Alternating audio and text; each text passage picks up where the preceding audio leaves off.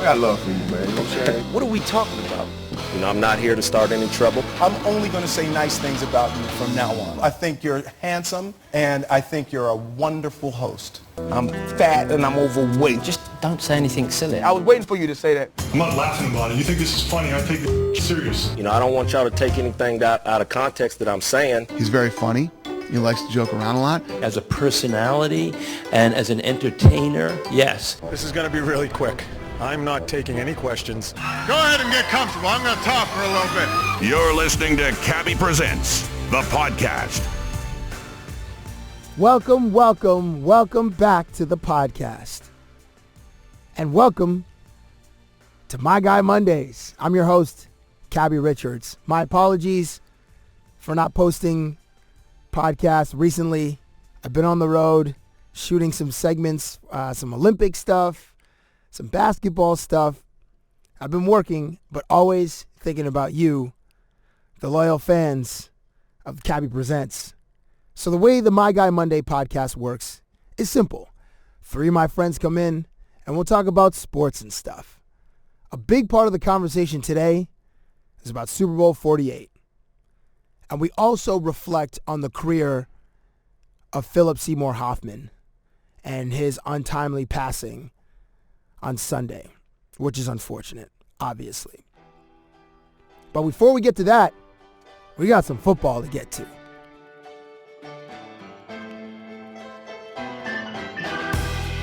It's his favorite day of the week, and these are his dues. Time now for My Guy Mondays. My Guy Mondays begins. Back in the chair is my good friend Gurdeep Ahluwalia from TSN. Welcome back, sir, to the My Guy Monday podcast. Thank you for having me. Good to be back, Caps. Before we get into the Super Bowl 48, where the Denver Broncos were trounced by the Seattle Seattle Seahawks, how old does Brett Favre look? Did you see this picture? Did you see this interview with Brett Favre? No, I haven't seen it. I got to show you this thing of Brett Favre because... So no more comebacks then? He's done. No, he's done. And like Brett Favre just as a young-ish looking dude is done because he did this interview. Oh my gosh. No, wait, hold on. No, it's even worse. It's even worse. Where are we here? What has he been doing for the last couple of years? Guy, he's been building bombs in his friggin', I shouldn't say that, but Brett Favre feels like, the way he looks, it looks like he's been off the grid for about 3 years. Like this dude, and I was at the Super Bowl party yesterday at Kevin Weeks' house, and shout out to Kevin Weeks. He's a great host. Always does a great Super Bowl party. Let me ask you this: what does Weeks put out for his spread? He had some pizza, wings. There was some chips. There was some peanuts. There was the snack mix. What's that? Not that snack mix. What's that called? Like the one you get from Costco, like the mix with like the Cheetos and the pretzels. Yeah. So there was that, yeah. And then at halftime there was like a redistribution of food. It's like another. Nice. So they went with patties, and there was another snack, and then there was dessert at about the 43-8 mark of this party. But there wasn't like chili. There wasn't like a signature thing. Where did you watch the game? As I find this Brett Favre interview for you. Yeah, one of my good buddies. He's a sports blogger, Lou Pisano. Good man. Watched it up at his place, and it was a very big gambling crowd. I, like you, got there. I got there a few minutes in, and oh wow, that's Favre, eh? That's what he looks like. Can we full screen that? I just want to take a look at that. Holy smoke! Wow. Yeah, like it looks like Brett Favre. It's like a mountain man. Yeah. He's like Dexter Morgan in the last episode of Dexter, where he just goes off and becomes a lumberjack. Yeah. And lives on his own. Yeah. So what age does this man look to you? You know, his skin actually still looks pretty good underneath that crazy beard. So, gosh, I mean, he looks 50, I'd say there. Honestly, I think he looks about 67 years old. Really? Yeah, 67, just by his face. If you guys aren't listening to this, go on YouTube and just punch up former NFL quarterback Brett Favre, and he did an interview on the NFL Network with Steve Mariucci, and the dude looks like he was born, like he was alive when JFK was assassinated. Or he was like 10. Just Google Brett Favre is old. Yeah. I thought the image was more damning. The image we saw was like, it was rough. It was like just a bad screen grab of him. He looked rough there. So your friend Lou Pisano? Yeah, it's a big gambling crowd. So I got there. They had all these prop bets going on. They had Really? The walls Did they have covered the grid? They had the grid. They The had the grid, grid, yeah. the box grid. They had the walls covered in sticky notes with all the bets they had placed. I mean, I'm not a huge gambler, so I'd asked him, what time do I get to the game? What time do you want me to come over? And he goes, we want to get there before the lines move. Why don't you come around noon? Before the lines move? Yeah, I was like, noon? I'm like, the game's at 6:30. Yeah, I'm what are you like, talking about? I'm coming over 6:15. I'll be there. I'll bring a fruit platter. We'll call it a day.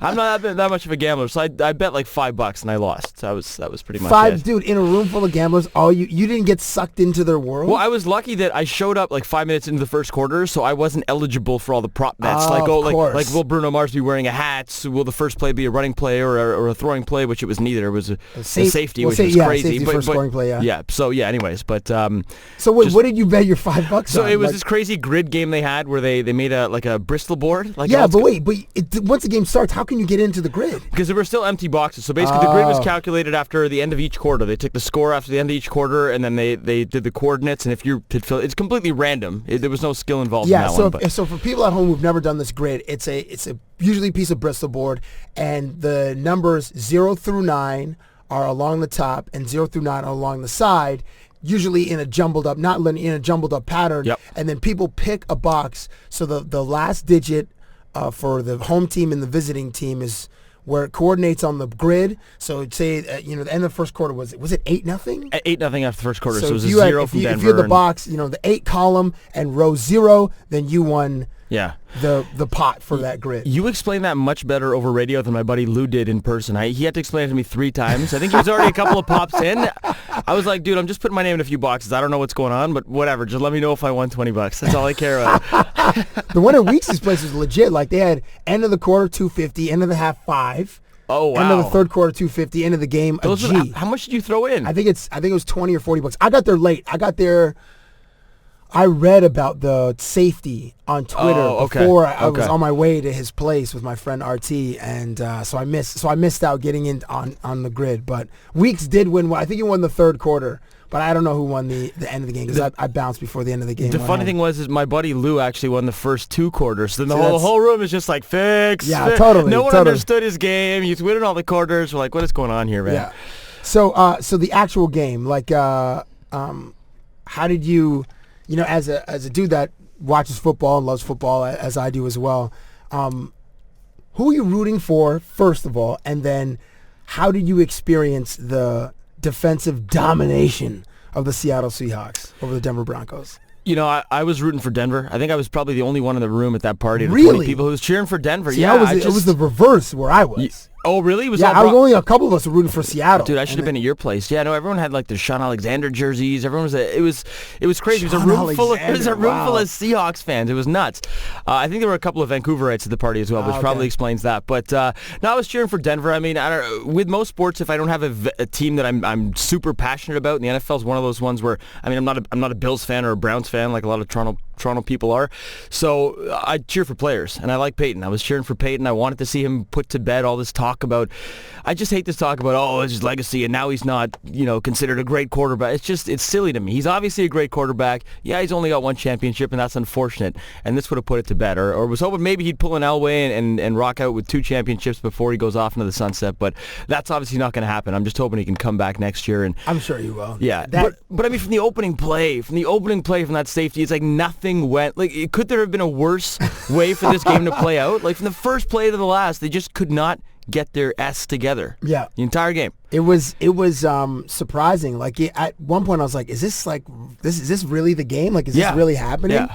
But Seattle was just all over. Like the line of scrimmage is like where the battle is fought and won, and Seattle just dominated on both sides of the line of scrimmage.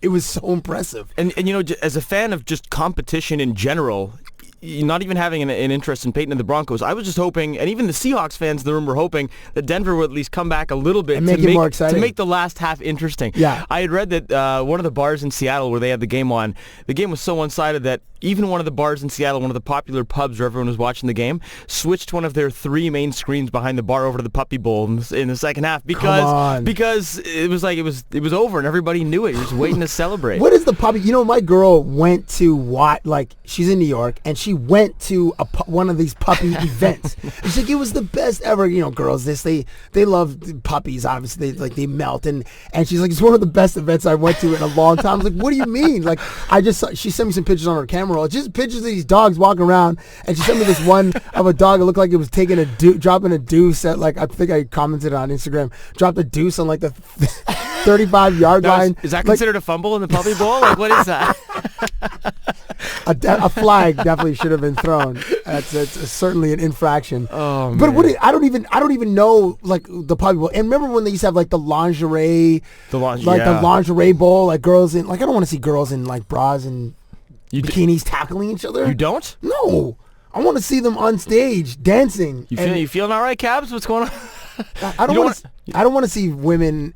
You never enjoyed like the female wrestling? Because I think if you like the female wrestling, you No, probably I would can't. enjoy No, it. I'm not down with that. No, Okay. no. The female form is like so beautiful. You don't want it to be. You don't want to see it in like a. I don't want to see it like break. a full Nelson, or you want. No. Okay. No, I wanted to see it be beautiful and angelic. Okay. What if you were a referee? Well. Then it'd be okay. Yeah, but then it's like no, because then you're closer to the action. I don't want to see a girl like get an elbow to the nose and break her nose. Okay, fair enough. And it's bleeding and like, oh. I hope I don't sound chauvinistic. It's just my preference. I don't want, not to say the girls can't do that stuff. I just don't. You just would rather not watch if that's what they were doing. Correct, yeah. Yeah.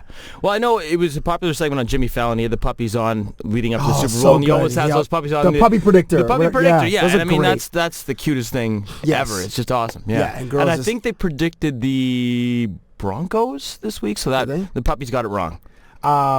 Did you, were there any women at your Super Bowl party? Yeah, there were a few girlfriends there, but it was largely male dominated. I think it was probably. I think most Super Bowl parties are male dominated. Yeah, I was at Kevin Weeks' place, and we're in the basement, and there were like 50 dudes in the basement. And shout out to Sid Sixero, who was like, he had just great one-liners, and he said the thing about Brett Favre looking like the Unabomber. And I died. Sid's all about the one-liners. He is. He's great. So yeah, there were like 50 dudes in the basement, all like the couch space and the pool table, like dudes were sitting on the pool. There's nowhere to sit. It was like standing room only, and he's got a huge basement. And upstairs there were like literally 2 women. Kevin's wife and his sister were the only women in this house of like 50 dudes. And were they into it? No, they were upstairs. They were upstairs. Yeah. They were okay. It's like where the adults were. Like, okay, you know, like the enough. kids in the basement. Kids room. And the adults are upstairs having like adult conversations. That's what it was like at Kevin's place. Yeah, no, I asked a girlfriend of mine to come to the Super Bowl party because we were hanging out yesterday afternoon anyway. So I was like, hey, I'm going to the Super Bowl party. Why don't you come? And she was like, yeah. She's like, I don't think so. I was like, no, it'll be fun. Smart move. I said, I'll explain some of the rules to you as it'll be fun. She's like, you know what? It's not my thing. But a significant portion of the population is just interested in the halftime show. Yeah, precisely. And which was I went to good. a Super Bowl party last year and it was a mixed group. It was like all the dudes and the girls at my boy's place, and like the girls like audibly many times. Oh, I just want to. What time is Beyonce coming? Yeah. What time is Beyonce coming on? I just want to see Beyonce. Okay, 6 minutes till Beyonce, and then Beyonce murdered the performance. It was unbelievable. Like just torched the stage. It was one of the greatest performances ever. I think like Beyonce was unbelievable. And just by looking at chatter on Twitter and then the Book of Faces, like women are they were so into Bruno Mars. Like that guy got rave reviews. Bruno Mars killed it last night. He's so talented, man. That was the first time I had seen him perform live, but I had a couple buddies at my previous job at CP24 who went to his show at the amphitheater. And these guys are like heavy music critics. These guys are like rock and roll dudes. And they went to the show and they said he killed it. They said this guy is one of the best entertainers they've seen live. And I'm always cautious when people start making comparisons to the one and only MJ. But some critics are actually saying this guy is like a young MJ, and that's mind-blowing. And you saw maybe some shades of that yesterday, but the guy's got crazy talent. Yeah, there have been some of his songs which are you can see the influence of Michael Jackson. I mean, it's impossible not to be influenced by Michael Jackson if you're of a certain age. I just hate when that goes for Justin Timberlake. That goes for Chris Brown. That goes for Usher. That goes for Bruno Mars. Like it's just impossible. Like MJ he's iconic and he's a legend. And I don't know if you can give a quantitative amount, but if you were to if after the game NFL officials drew blood from Anthony Kiedis and Flea of the Red Hot Chili Peppers, both guys who were shirtless on stage in February in New York City, okay? Yeah. And it was minus whatever at halftime where it's the sun's down. It's not warm at all, okay? So if you were to draw blood from their arms and then analyze on a metabolic level and on a molecular level. What are you suggesting, Cabs? I'm just wondering what was in their blood other than hemoglobin. I'm just in your best estimation, Gurdeep. Probably a little bit of Chuck Norris. I mean, I don't know. I mean, but you know, when we're talking about Favre, who has not aged well, Anthony Kiedis, for all the drugs and stuff and the that sex, he's drugs, and done, rock and roll lifestyle he's lived, for all the blood, sugar, sex, and magic that guy has ingested, he looks pretty good. He's in good really shape. good. I mean, Flea is a different story. Flea looks kind of pretty rough. Yeah, Flea looks mangled. And Flea looks like he fell off a truck. I was just glad Flea was covered from the waist down. Because, you know, he put out that tweet earlier that he'd since deleted before the Super Bowl. And no, what was it? I'm paraphrasing here, but he put out a tweet that said, "Hey, who wants to see my at the halftime show?" And I think he was going to take like an informal Twitter poll to see if come on, if he was gonna. I mean, it was like it'd be like Janet Jackson Nipplegate all over again. Yeah, but that was like this is an intentional. Exactly, and then the Janet thing was probably intentional, but it was only like a boob, and she had the boob covered up with like that little, like that ninja star or whatever it was. Is that not what that was? Right? What was that thing? I don't know, some kind of weird looking sun. Yeah, shape. It was strange. But anyways, that tweet was deleted. So I'm guessing some of the Super Bowl organizers or his people probably got to him and. Yeah, I've met Anthony Kiedis once at a UFC event. The very first one I went to was Rampage Jackson versus Forrest Griffin, and he was very nice. I interviewed him, and I mean, he looked like he like a rock star, like an aging rock star, but he didn't look bad. But he on stage last night he did. Yeah, considering he did look like he's held together. You know, we were saying or held together nicely. We were saying that if you could draft, if there was a league for like the greatest playboys in the history of entertainment, like dudes are just like the greatest, I guess playboys or killers. You gotta wolves. Okay. Wolves. All right. The men who slept with the most women. Okay, I knew you were going with that. Thank you for the greatest wolves in the wolves of Hollywood Boulevard or Sunset Boulevard or however you want to say it. Where would Anthony Kiedis be on your draft board? And is this strictly music or is this like acting, entertainment, sports, anything? Yeah. Jeez, Kiedis? Because I mean, if you're looking, say, and then you draft eligible are guys that had careers in the. We can't go all time because all time it's too encompassing. It's just too much. There's got to be like an 80s. You have to break it down because that team's way too huge. Yeah. And imagine that all-time team, though, if you had to boil it down to one all-time team, that'd be insane. Chamberlain. We could obsess over this for, like, this would take weeks to put this together properly. In a democracy. There's got to be, like, I don't know if it's a Tommy Lee, but one of those, or like a couple of those 80s hairband guys that just running through continental United States. Tommy Lee has to be on, I think, just for the uniqueness he brings to the team. Because I don't know if anyone else brings what Tommy brings to the team. You know what's crazy? All those celebrity roasts and stuff where people get carved. Tommy Lee, all the jokes are just about how well he doesn't even get carved. It's just like, hey, you are blessed with you're Thor's massive. hammer. Yeah, that's great. Yeah, so like good on you. Yeah, but no, Kiedis, I think that's the thing. Like, he's not like a typical. You look at Kiedis and you're like, he's not like an especially good-looking dude, but there's just something about him. He's got the Kavorka. The girls just love him because of the Kavorka. What's the Kavorka? It was a Seinfeld reference. The Kramer has the Kavorka, the lure of the animal. There's just something about you. You can't really put it in. You know, everyone's got like a buddy in a group where every time you go to the bar, no matter what, he's not like the best-looking dude in the group. May not even be the most charming. Yeah, but it's just something about him. The girls just gravitate to him. They find something about him. He always leaves with a few numbers. You know, people have just heard me. It's like the Kavorka. Like the Kavorka is probably a super famous term. I just never watched Seinfeld. You weren't a Seinfeld guy? That surprises me. When I saw the Seinfeld insert during the Super Bowl, that was probably the most I've ever seen of a Seinfeld Speaking episode. of dudes who've aged. Yeah, those guys. Jason Alexander and Jason. Yeah, he looked. They got really old, but you know who didn't age is Newman. Wayne Knight. Newman. Newman still looks the same. He looks the damn same. It's crazy. From what I remember of Seinfeld, which I didn't watch. You didn't watch much, but I'm glad they didn't include Michael Richards in there because he's. Yeah, and Elaine is off winning Golden Globes and Emmys and stuff she like still that. looks good. She's doing well for herself. Shout out to Veep. Yeah. So I don't even remember where. Okay. Anthony Kiedis. Yeah. Where would he? Lottery pick for me. He's a lottery pick.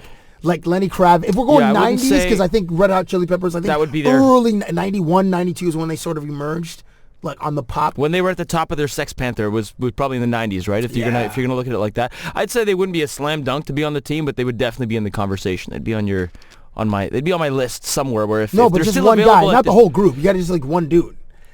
Oh, you're saying one? Oh no, I don't think he'd be the guy. If I'm picking one guy from like the 90s, I don't think he's the guy. Yeah, I'd say that's my dark horse. Like Yeah. I would if there are 10 guys in the pool. I like, thought I was drafting like a starting lineup, but he might be in the starting lineup, but he's not gonna. I don't think he's gonna be my guy.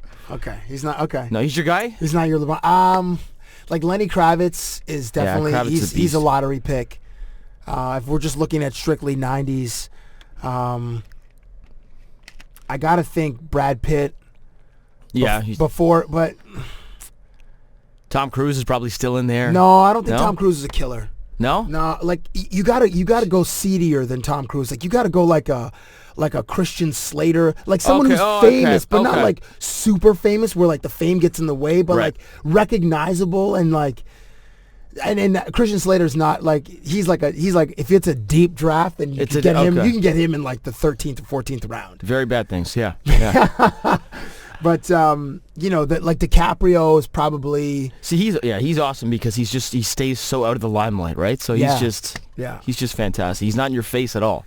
DiCaprio. I mean, And all he does is date supermodels. right, and then I got to put Jeter in there because Jeter just has owned New York City his entire life, and although he came to prominence in the mid '90s, he could still make up for it. Oh, absolutely. And you got to throw Clooney in there as well because he's another guy he's a life bachelor. Yeah. Well, Right? he's one of the gods. Yeah. He's Yeah. one of the gods. You mentioned earlier the legacy of Peyton Manning. Where does his legacy stand for you? I can't say it's not affected by. What happened in the Super Bowl. Obviously, it is. It's just the thing that bothers me now is that now there's that question mark.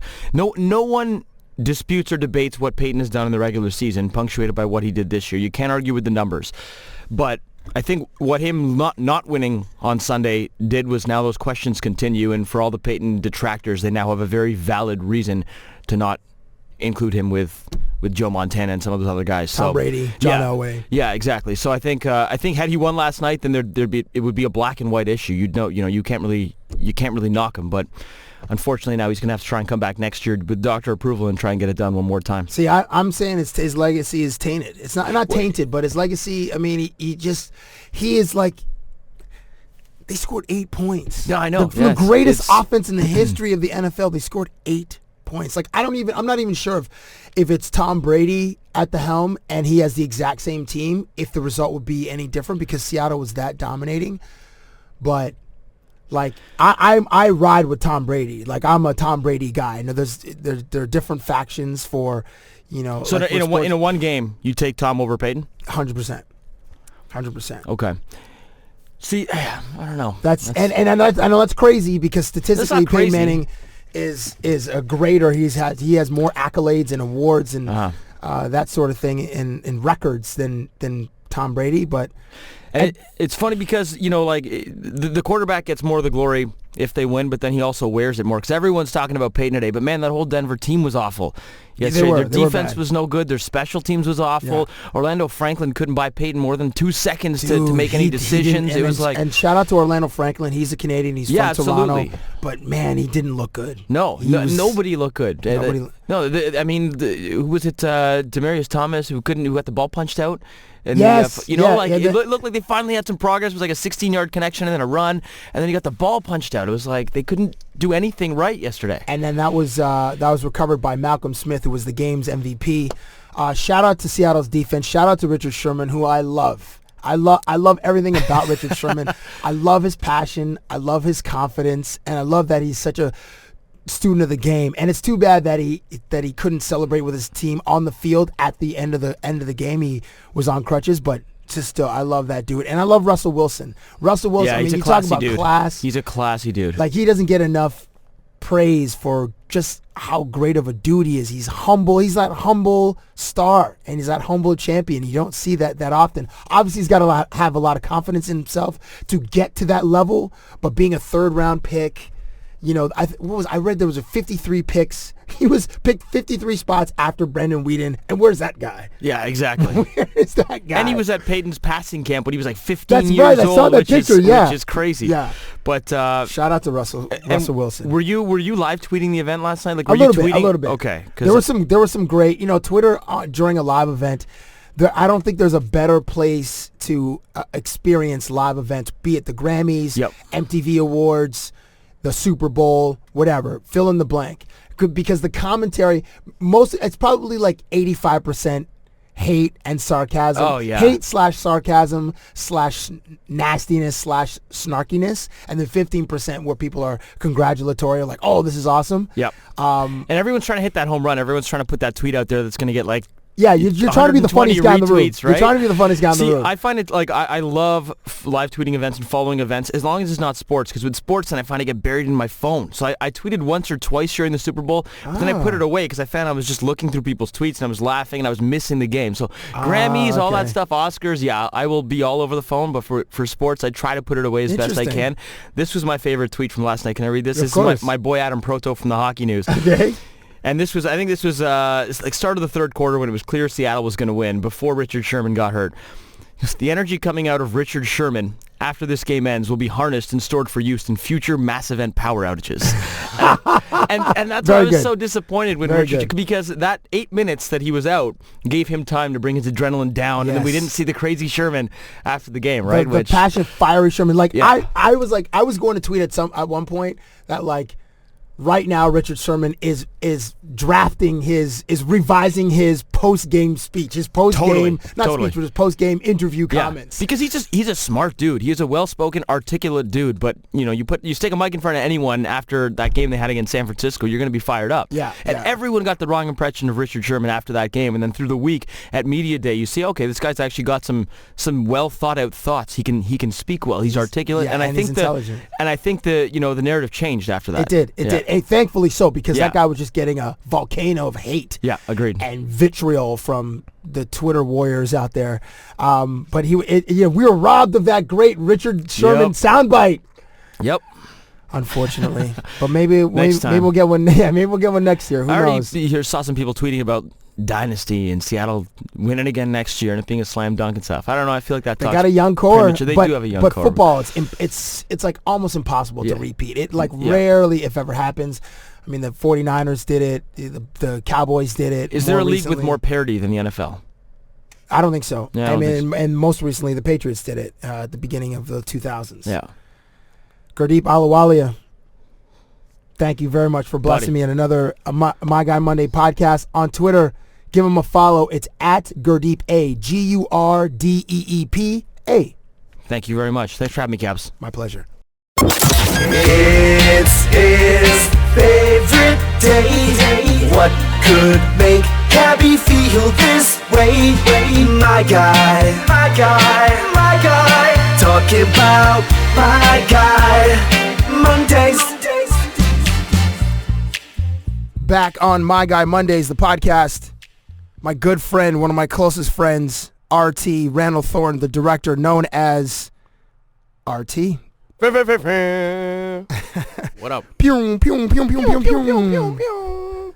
Back in the seat again. Back for the first time since 2013, or I guess you're making your fresh appearance in 2014. On Twitter, it's at directed by RT, and you are a music video director and a filmmaker, and I know you have a tremendous respect and a certain reverence for Philip Seymour Hoffman, who is now passed. R.I.P. He was, I'm sure everybody knows, but Philip Seymour Hoffman died in his apartment with an apparent needle in his arm, according to TMZ. He overdosed. Heroin overdose right there. On any other day but Super Bowl Sunday, this would have led the news cycle. But it was Super Bowl Sunday when he died, so unfortunately, the news broke earlier in the day, but then it just got swallowed up by the Super Bowl. But how did you find out originally? You know what the thing is? So I was just like watching probably some garbage movie on HBO or something like that, just wasting the time. And then my one of my exes, Coco. Oh my God. Hey, no names. This is a no names podcast. That's Well, I not guess her real nickname. name. Okay, fine. Yeah, You know what I'm Coco. saying? I'm not. Wait, you dated Ice-T's wife? Yeah, man. That's how we do it, bro. Yeah, Wow, that's how we do it. we've been friends for almost 20 years. I didn't know that you had that one on your resume. Listen, bro. That must have been a redacted file. You don't know, bro. I had to delete a couple of things. You know Wow, what I'm I'd see the redacted files on my resume are like the I know. There's hard drives. they're the bad ones. Terabytes. Those are the ones you don't want to. You go crawling underneath the door. Yeah, they're like you turn the light on and the cockroaches scramble. Those are my redacted stops. Let's say on my resume. Well, this homegirl is in the witness protection program. She's out of the country. That's good. Yeah, that's good. But she hit me, because as with a lot of the young ladies that I've had the opportunity to date. I try to introduce them to a lot of different film actors and different film experiences. You know what I'm saying? Right. Kind of got it. Not the ones that you make organically, but the ones you experience cinematically. There are those. As cinematically as you guys are watching them on a big screen or your flat screen at your condo. You're a filmmaker. You make films, you watch films, you take films in, and you embrace you film. Participate in film. You do, yeah. In many different ways. So, anyways, so she hit me, man, and she was like, she sent you a text? Yeah, she sent me a text and just said, "Have you heard about Philip Seymour Hoffman?" I was like, "What?" And when anybody sends you, whenever somebody just sends that to you, you know that means they're dead. Yeah, that's what you know what I'm saying? Yeah. Like, it's never like, "Oh, he's coming to Toronto." Yeah, like that's not what that shit means. Right, yeah. So, but yeah, man. So it was pretty crazy, man. And then you threw that question to me, like, if you heard about Philip Seymour Hoffman, I'm like, what? Like, did he die? And then you told me about the overdose. I'm like, whoa. And then immediately I just went to TMZ. I just went right in because TMZ, they scoop the world. And if it's on TMZ, it's 100% fact to me. So I was at the gym. I'm trying to get a good sweat on Super Bowl Sunday, and the gym was packed. And then on one of the monitors was CNN, and then they had a loop of, they had, various, like the Vogue editor and, the Dr. Drew, and, Dr. Drew is obviously, he has that show about, with the celebrity rehab and people battling addiction, and Philip Seymour Hoffman, was a heroin addict. He really battled, he's battling some demons, and obviously the demons got the best of him. No Rob Ford there. No crack there. No. Last year, Hollywood lost Corey Monteith, who also overdosed, and the last actor of like significant. I shouldn't not to disrespect Corey Monteith or fans of Glee, but the last actor who movie star movie film actor that died, and he won an Oscar posthumously, was Heath Ledger. For Batman, not Batman Begins, Dark Knight. The Dark Knight. Mm-hmm. So what is your lasting memory of Philip Seymour Hoffman as a director, as a huge film aficionado, as someone who works in the industry? What is your lasting memory of Philip Seymour Hoffman? I mean, the dude, I can't pin it down to a singular role or a singular image of him, but he is just one of our greatest character actors. He's transformative, you know what I'm saying? Yes. Like just being able to just assume and become multiple different types of people, and incredibly convincingly well, you know what I mean? So from, Scotty J and Boogie Nights. Scotty, you I'm an idiot. But then it's like, want to see my car? Yeah. Want to see my car? And then he gets the same car as Dirk Diggler. I remember he was always. No, you got the cheap version. Right. Dirk Diggler had like a Corvette or something. Corvette. Yeah, and he had like a, I don't even know what it was. It was like some kind of Chevy something. You know what I mean? It's like one of those trying to have a sports car. Want to see my car? And he was always chewing on a pen. Whenever he was around Dirk, he had some kind of oral fixation. Like, and I'm sure, like, I don't know what Paul Thomas Anderson's scripts look like, so I don't know if that was written to the character. I just feel like that was a Philip Seymour Hoffman choice. Probably. To have some kind of fixation around when his character was around a Dirk Diggler in Boogie Nights. Yeah. But I mean, from that role to, obviously the role that he won Best actor for Capote. Or you say Capote? I say Capote. Capote, you know. Truman Capote. Was it Capote? No, I just like to add that shit on there. I just like Okay, fine. Capote. Okay. You know, just make it sound that extra. You know, if we were in France, you know, people Right. would be like, oh yes, this guy. Give it a certain distinction of elegance. Exactly. Yeah. You know what I mean? Yeah. Put an accent aigu on there for our homies in Quebec City. You know, to that role, to Lancaster Dodd that he just did with P.T. Anderson again. That was his fifth. In The Master? Yeah. I never saw The Master. It's an incredible acting, just powerhouse. Just him and Joaquin Phoenix. Just seeing them, you know, the film is just like you're just watching two masters act, and it's just incredible. Like the powerhouse scene is like midway through the film, and it's just the two of them in a room together sitting at a desk. Was that the one who was like telling him not to blink? Yeah. Was it that scene? Yeah. Oh, right. Yeah, it's just fire. See, you mentioned like powerhouses acting, and that immediately I go to the Ides of March, and this is I wish Adnan Verk was here with us, who's an anchor at ESPN. Yes. Shout out to Verk. Shout out to Verk. I texted him earlier too. Did you? Man. Yeah. Who is equally he's equals with RT as far as the film and aficionado. I think he goes. probably surpassed. I mean, I'd love to be as knowledgeable as Verk, but Verk goes in, man. Yeah, he does have an affinity. Okay, he has an affinity for like Italian cinema, the Fellinis, and some of those landmark filmmakers. Yes.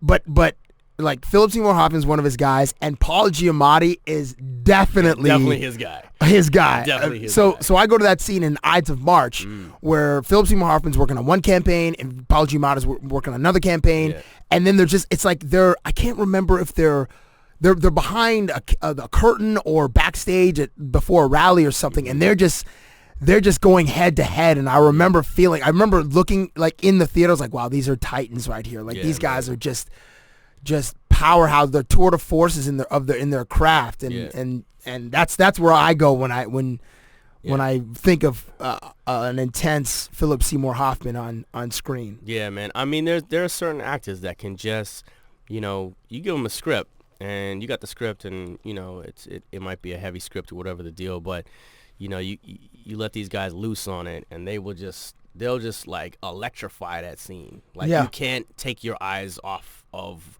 what they're doing on the screen, and that's incredible. You know, when an actor can elevate the words on the page to a place where everybody's just transfixed by it. That's Philip Seymour, man. You know, I really liked, and I know a lot of people didn't like this movie, but I really liked Mission Impossible 3. And I know I'm going to ask you your top 5 Philip Seymour Hoffman performances, but his intensity, like Tom Cruise, I love Tom Cruise as an actor because he's always intense, and he tries to give the audience the bang for their buck. Like he's like, I always want to ride on a motorcycle, and I'm gonna run in every movie, so you know I'm working hard for you, the audience, and he goes for it. Right. But I remember the scene in Mission Impossible 3 when he's got Kerry Russell in the chair, and they're both like super intense, and he shoots the thing in her brain or whatever, and he just man, like it would be so intimidating acting opposite Philip Seymour Hoffman. Do you remember when Chris? So our friend Chris, I guess Casey Collins, we've known, he's a Canadian actor. He's going to be seen in the movie RoboCop this month, and he plays one of the cops in the precinct at the Detroit precinct. But anyway, so Casey got a part in a movie called Owning Mahoney in like 98 or 99. Actually, no, well, maybe it was like 01 or 02. And he didn't know that much about Phil Seymour Hoffman. So he came over to our place, and we gave him like a GQ that he was on the cover of, and like another magazine. Like, dude, read about this actor. He's amazing. Watch Boogie Nights, and one of our. It's still my favorite comedy. I think it's still your favorite comedy. Which we'll get to. Yeah. But he's had like these signature performances. Charlie Wilson's War. He steals every scene that he's in. It's kind of like John Goodman in Argo. When John Goodman comes in, or even John Goodman in what's the Denzel movie, Flight? Yeah, in Flight. Yeah, comes in and just like he just kills the screen. Like you can't. Everybody just gets swallowed into that red star, which is. Philip Seymour Hoffman and Charlie Wilson. Okay, so RT. Yes. What are your 5 favorite Philip Seymour Hoffman performances? I can't really put them into. Like you're not ranking them? Order. Okay. No, I can't put them in order, man, because it's just the guy is just he's just. Well, I just called you like 13 minutes ago to come in to do this, so you didn't really have that much time to prep. Yeah, I gotta go Brant and Big Lebowski. Big Lebowski is like hands down my favorite comedy, like of all time. Mine too. Like the movie just gets funnier as you watch it. If you keep watching it, it gets funnier. So it will never not be my favorite comedy now. And he plays Brant, who's like the senior Lebowski, the millionaire Lebowski's, sidekick, right-hand man. You know what I mean? Who's he's just hilarious. Like, I mean, like the Coen brothers do such a good job of, they create roles that like character actors can walk in and like do something and you will remember them forever in that role. They don't do throwaway roles. They do these little, very smart little, and he just killed it. I remember it's like him. It's when Jeff Bridges looks into the mirror and it's Time. Yes, it's Time Man of the Year. It's a cover of Time magazine, but it's instead of a cover, it just has Time magazine Man of the Year written on a mirror, and you look into it, and Lebowski's looking at it, and doesn't Lebowski touch it, and then Brand is like, don't touch it, and then and he touches it again, and he moves his hand again. He's so uncomfortable and so awkward, but just so memorable. And Lebowski takes the rug, and he's like, Mr. Lebowski, will you be leaving? And then obviously it's the famous scene is the Tara Reid scene, probably Tara Reid's best role ever in her little two minutes that she has in that movie. And it's like she's outside at the pool, and she the millionaire Lebowski has a porno star wife, and that's Tara Reid, and she's out by the pool sitting there, and Jeff Bridges walks over, and he kind of is like looking at her, and she looks up from doing her nails, and then she says, "I'll suck you for $1,000." And then Jeff Lebowski's like, "I'm gonna go to the bank machine," and then she turns to Philip Seymour Hoffman. She goes, "But Brant can't watch, or else he has to pay too." Something like that. Yeah, I think it's $50. Yeah, $50. And the laugh that the awkward laugh that Philip Seymour Hoffman lets out is like just priceless. Absolutely priceless. Okay, so the Big Lebowski. I thought he did some great work in The Master, which was a film from last year with P.T. Anderson. That's like his 5th collaboration with P.T. Anderson. He's been in a lot of P.T. Anderson movies, and I love P.T. Anderson. Yes, that's master filmmaker right there. So just this role of the.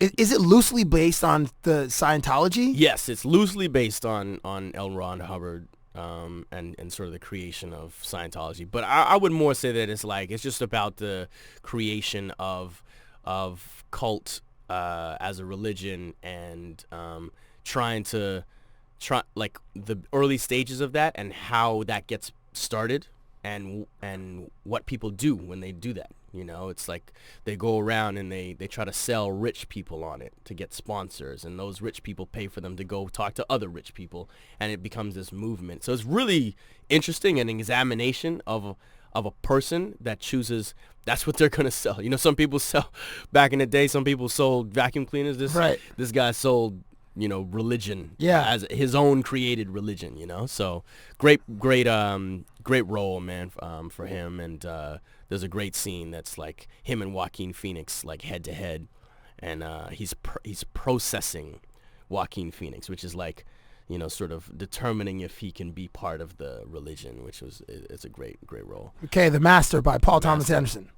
I'll go P.T. Anderson again, and Scotty J. We talked about it just now. In Boogie Nights. Yeah, in Boogie Nights, he's just like the sad sack kind of helper, like PA. On the production porno assistant. Sets. Yeah, and he always didn't he wear like high shorts? Oh yeah, he's high shorts, and he had tank tops, like multicolored tank tops. Yeah. And he's kind of he's always been kind of pudgy, so it's like it's a little bit of physical awkwardness, and then he's always chewing on a pen when Mark Wahlberg's character's around. Yeah. Scotty.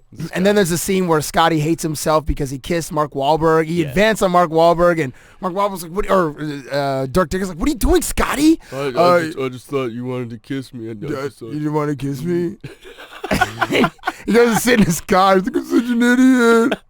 I'm such an idiot. When the movie's starting to fall apart in that third act. Yeah, as the 70s go to the 80s. Yeah. You know, yeah. And then I really liked. He played a character, Gus. I can't remember the last name, but it's in Charlie Wilson's War. And I thought, yeah. That guy was scene stealer. Yeah, just and killed he's it. just on fire in that movie. He's got a version of John Goodman's glasses from The Big Lebowski, like those firing rangers. It's like tinted lenses. Yeah. Hairline's a little back. Again, he's like a little bit overweight, and he's kind of busting out of his shirt, his buttoned-up shirts a little bit, and he's like a fixer, in the movie. Yeah, and he just gets shit done. But but man, he's fiery. Like he's, you know, and that's, you know, I mean, again, you know, talking about this guy is just like he just has the capability of switching lanes with every role. So he'll play, you know, a sad sack like Scotty J in Boogie Nights is just a complete loser, and then he'll switch to this guy, and like you believe this guy will put a bullet in your head and make sure nobody finds your body. Like, you know what I mean? Like it's that intensity that he can just do. He could just, you know, he does it so well. Like he can. And he's so confident and so cocky in this particular role. I remember the scene with, I think in Tom Hanks's Charlie Wilson's, in Tom Hanks's office where he like bugs. He's like, were you listening at the door? It's like, no, I bugged your scotch bottle. There's a listening device in there. I was listening out in the hallway, and just tells him like just so like point blank like that. It's awesome. Yeah, it's amazing role. Charlie Wilson's War, and then your fifth favorite performance from Philip Seymour Hoffman. Something with a lot of sensitivity in it. Jacob from 25th Hour with Spike Lee. Yeah. I thought I don't really remember him in that one. Nah, man. He was a teacher. He and he had a thing for. Doesn't he hook up with Anna Paquin? Oh, that's right. Because they go to the nightclub too, don't they? Right. Yeah. So. Break. Exactly. Great. Yes, Spike Lee with the music cue there. Yeah. But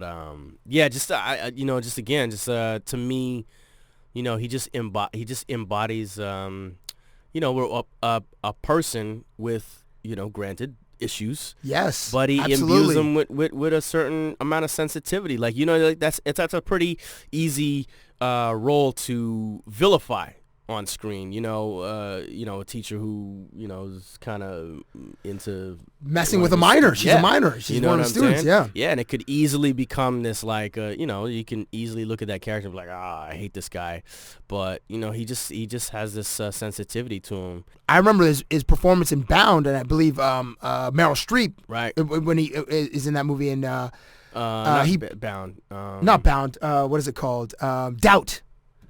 Bound is Gina Gershon and Jennifer Tilly. Joe Pantoliano. And it was the Wachowskis' first movie, right? First movie. Yeah. Bound was great. Oh, a couple little scenes, man. Yeah. Anyway, so the opposite of that is Philip Seymour Hoffman in Doubt, and he plays a Catholic priest and who's a very shady behavior, and Meryl Streep finds out about it, but like you feel kind of.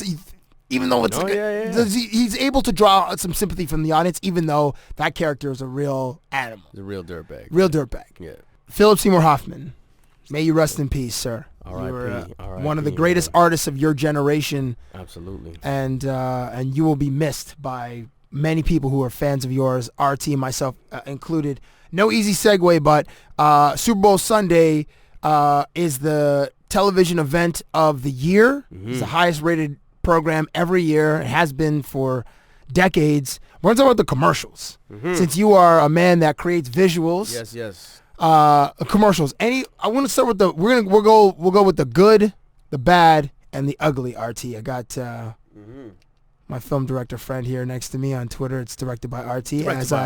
As I on Instagram too. On Instagram too. I was just drawing out just so you can take a sip of water. Thank you, sir. Appreciate that. Okay, let's start with the ugly. Where were the worst? The worst of the worst. There's always some like, you know, you can't believe these guys spent Well, I don't know what it was. For, this year, upwards of $4 $4 million on Fox to get a 30-second commercial on during the Super Bowl broadcast. And the weird thing this year was a lot of these commercials debuted on YouTube online, yeah, like days before the Super Bowl. So that air of mystery and secrecy wasn't there this year. Yeah. It's like I saw that Budweiser spot, or I saw that Hyundai spot, I read this Tim thing Tebow commercial. I read this thing that they T-Mobile. were saying they were like how a lot of the I guess whoever sells the ad space was talking about how it's an opportunity for because it used to be people would watch the game, then they would everybody would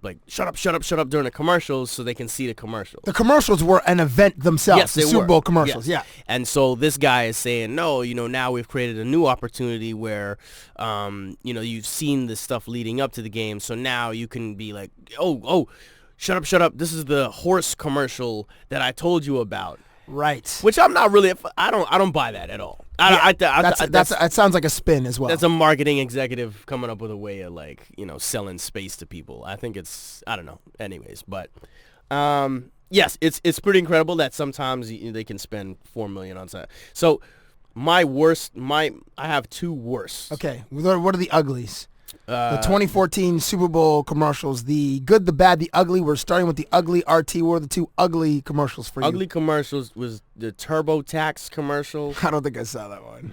It was ugly. You don't even want to see it. It was for the honestly, it's like it was like a kid on a couch. Not even a kid. It's like but like 20-something dude on a couch, and it's like, you're watching the Super Bowl, but for most people, watching the Super Bowl is not watching their two favorite teams. For most people, it's watching two teams that you kind of don't really care about. And it's like going to the prom, and then it wraps around him, and it shows this guy at the prom, and you're watching the girl you want to be with dance with some other dude, and then it has slow motion replays of this dude and stats on this dude and blah, blah, blah, blah, blah. And I'm like, okay. And then it's like, so why are you doing that? Why don't you just do your taxes? I'm not joking. Why don't you do your taxes and make your taxes easier, and then you can get a big refund? I'm not joking. That was the commercial. That's terrible. It was the worst commercial ever. That's terrible. And it was making fun of the Super Bowl. It was like, why are you watching the Super Bowl? It was questioning why you watching the Super Bowl when you're watching the Super Bowl. This is the dumbest commercial. What's the other one? Squarespace, which is one of these .com companies, I guess, and they're, I don't know, they help you make websites. Yes, yeah, that's one. Yeah, it's a website building. Yeah, website building. Website. Yeah. First of all, I can't even GoDaddy and those types. But I can't even believe that these guys have $4 million to spend on their web developers. I don't even understand how they got their money to spend on. Well, people spend money on those sites to build their websites. I know, but Dan's Tool Shed and Monica's makeup bag or whatever they are. I don't know. It seemed like a lot of money. Anyways, but the point is it was making fun of the web, and it just had it had all these characters coming at this guy. This guy was in an alley, and all these characters, it was just sort of like a horror kind of a feel, and it had all these characters coming at this guy, and they were representations of pop-ups and Instagram pictures of girls, and but I just thought it was just lame. Okay, so the two ugly ones for me was the Chobani beer. It had a big bear that comes into this gas station looking for this beer, or actually I think it was a yogurt at first. Right. But it was bad. It was bad, and it was narrated by Mandy Patinkin, who's in Homeland. I recognized the voice. I'm like, wow, Mandy Patinkin, is doing this beer. Why would they think that would work with that brand? I don't know. He plays Saul in Homeland, who's the director of the CIA, who does these special ops off the grid, all this kind of stuff. We need for this? Yeah, I know, right? We need Mandy Patinkin. Obviously, somebody over there is a huge Homeland fan. We gotta hire Mandy Patinkin. It's got a great voice. Probably recorded it with his beard on.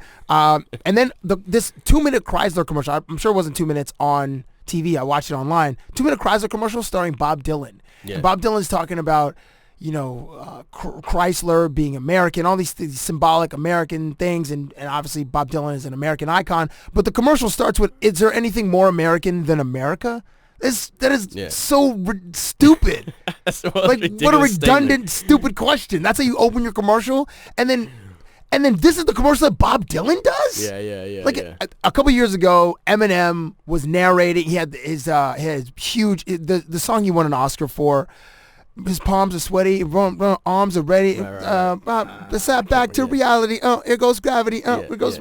What the hell's the name? Lose Yourself. Jeez. You always got to start at the beginning of the freaking song or go to the chorus to freaking find the name of the song. Okay, so Lose Yourself, and it had great song, great guitar riff, and obviously Eminem he's from Detroit, so it makes sense of the Detroit of Chrysler, the car maker based in Detroit. But Bob Dylan, I think, is from Minnesota. Right. And I don't know what roots he has to Detroit. It sucked for me. Okay, those are the two ones I thought were ugly. Okay, so what's on your bad list? I don't have that. Like I mean, trust me. There was a bunch of like very average passable spots. I saw a lot of chatter there was not a lot of good. Yeah, I saw a lot of chatter on Twitter saying the Super Bowl was average and the commercials were average. Yeah. There wasn't a blockbuster, like really funny one. There's no E-Trade Baby. There's no commercial with just random monkeys in a driveway. Yeah, where were the monkeys this year? Where were the monkeys playing instruments? Yeah, man. The monkeys got replaced by puppies. There were a lot of dogs in commercials in this Super Bowl. So do you have any particular bad ones? I didn't really like that. There was a Radio Shack commercial that was like, the 80s called and they want their store back. See, that's lame. The whatever called, that's a joke from like 92. Seriously. Or 90. Like, I feel like David Spade on Saturday Night Live used to have he setups. Wrote that one. Yeah, setups and jokes like that. Yeah. It's or Dennis Miller, I think, even. The 83 called, and he wants your DeLorean back. Yeah. Which is, of course, and they had the DeLorean, and then they had Alf in there. Oh, in the really? In the commercial. Oh, I haven't seen this. Okay, yeah. But it's not. It just was like. It's just like like I just felt. You know what? I like even though I haven't even seen that commercial until this year. I felt like I've seen it before. Are they trying to get people to go back to the physical stores? Yeah. But it's first of all, you're running a store called Radio Shack, man. Radio Shack, like people are gonna go to that store to get electronics. Yeah, like, buying. Everybody buys gadgets online. Yeah. I mean, people do enjoy going to the Best Buy or whatever just to see the gadgets. Yeah. But so many men buy gadgets online. And then the worst is like they were making fun of themselves. So they're like, the 80s called and they want their store back. And then all these 80s characters came into Radio Shack and took all the 80s stuff out of there. And then at the end, it's like, now the new Radio Shack, and they show the store, and it looks like Best Buy. So I'm just like, okay, so you guys just put yourself out of business then. Speaking of 80s, the commercial that I thought was really bad was the Greek yogurt, Dannon Greek yogurt. I can't remember the name of the yogurt, but it had the Full House cast. And this is one of the things that was teased earlier on YouTube. Yeah. There was like a teaser. I forgot about that one. That one is bad. And then it's like John Stamos, he's licking yogurt off his lips with this woman in his kitchen, and she's being seductive, he's being seductive. And then Danny Tanner and friggin' oh my gosh. What's his name, man? You know who it is. I just know him from Entourage. He's got the dirty mouth. Yeah. Bob Saget. Are in the other part of the kitchen. It's just it was bad. It wasn't. You see, but it's the thing that they could have saved that commercial by abandoning the Full House thing and having Bob Saget say some nasty at the end of the commercial. But it's about yogurt, though. You can't really. Wow. It's okay, fine, sure. It was already implied because the yogurt falls into his lap. Right. So, but Bob Saget could have came and saved that, and it would have been funny. Like, he could have come over like, hey, let me get that. Yeah, something. You know what I'm saying? Anyways, whatever. Yeah. Okay, so I have a couple of honorable mentions. I don't know if you did it, but a couple that I really liked was this Axe commercial that was kind of like it was a heavy-handed commentary on how we should have peace. And that one actually, I saw that on YouTube like 5 or 6 days ago. It was like either a minute and a half, and it goes to Korea. And I thought that was cool. It was a nice little gesture. Obviously, the audience is smart to realize that this is pandering to sort of, you know, the liberal left and like, we should have peace. But I still enjoyed it. And the Tim Tebow T-Mobile commercial about no contracts, and Tim Tebow famously is a quarterback who is not employed by an NFL team, but hugely famous. Obviously, he's in his own friggin' commercial, and he says, "I'm Tim Tebow." Yeah. But I thought that one was pretty good. I liked. He had one that was like more movie-like, and then one was like sort of based in. He had two of them. He did. Okay. Yeah, and I saw the movie one. One was a movie one, and then one was like based in reality, and it was like him doing real jobs and stuff like that. But like, I don't know, he's like a speaker at the UN and doing some stuff like that. So I thought I thought those were sure honorable mentions there. I like this. There was this one Chevrolet commercial that at first I was like, what is this? And it's just like this couple and they're driving home in a truck, and it's like the sunset, and you just see the sunset through the window, and you know the woman has like really short hair, like almost a buzz cut, and then she just reaches out and holds her man's hand, and they just drive off, and then it was like it was in support of like cancer survivors. Oh, okay. And I was like, you know what? That was a dope commercial because it was like, you know, a lot of brands, like they do these like sort of charitable endeavor type of things, but they usually hit you over the head a little bit more with it. And it was a very simple commercial, and the only reason you would know that she's got cancer or that she survived cancer is that her hair is short. And I was like, that's kind of dope. You know, were they talking? Was it no dialogue? No talking, nothing. Okay. They just drove and they just enjoying the sunset. So I thought that was dope. What else did you like? Or what are some of your favorites? All right, so I mean, now we're into the good. We did the ugly, right. Did the bad. We're into the good. Right. Okay. So my favorite commercial of the Super Bowl was the dad Sixth Sense from Hyundai. Oh yeah. That was awesome. I thought that was dope. It was just like showing this father through, I guess, a progression. Was it a couple of fathers? Or I think it were different dads. Father? Yeah, different fathers, but just like showing their kids just doing ridiculous kid and on the nonsense. brink of disaster. Right, just before the kid is about to like literally bite it, like fall down the stairs or like get hit by a truck or something. The dad like reaches out with his arm and just grabs the kid just at the last minute. And it was a proper Super Bowl commercial because, you know, it surprises you. And I think that's the best. The Super Bowl commercials that I think work the best are the ones that surprise you, and sometimes they're funny, or sometimes they just have a visual that's just like catches you off guard. And so I thought that was great. I like that one a lot, and I like that other Hyundai commercial with the guy from The Big Bang Theory, Johnny Galecki or whatever that actor's name is. Okay. He's like he's next to another woman, and they're sort of trying to one up each other. He's like giving her compliments. I didn't see that one. And then she's like, oh, nice. She's like throws like whatever she says is kind of like imminent danger for him, and then he has to sort of navigate the danger. It was cool. It was very. I gotta look it up. What else did you love? But I like the idea of the Bud Epic Night. Oh, that was awesome. Commercial. Like, I think that's dope, and I actually even think it's dope that they started it on TV, and then you go online and you check out the whole thing. So it's like a 4-minute video or something. Yeah.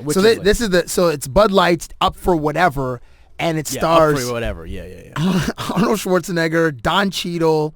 Who else is in it? Minka Kelly. Minka Kelly. Ooh. Oh boy, good for Cheater. Yeah. And who else is in it? And it's and so they had like 450 actors in this commercial.